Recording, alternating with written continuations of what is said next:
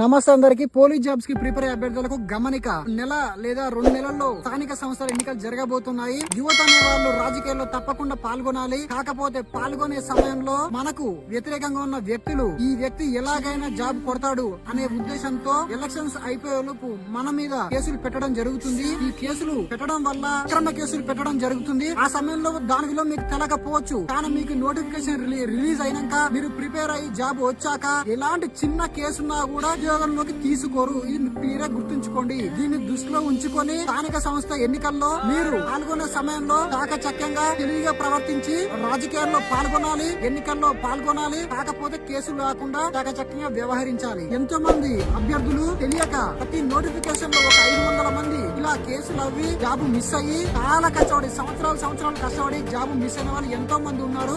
వారు ఏం చేయలేని పరిస్థితి. చివరగా ఉద్యోగం వచ్చిన తర్వాత కేసు పెట్టిన వాళ్ళు కేసు వాపస్ తీసుకోరు. అంతాలకు పోవడం వల్ల ఒక జీవితం, ఎన్నో జీవితాలు నాశనం అయిపోతున్నాయి. దీన్ని దృష్టిలో ఉంచుకొని మీరు వ్యవహరించాలని కోరుకుంటున్నాను. పోలీస్ జాబ్స్ కి ప్రిపేర్ అయ్యే మీ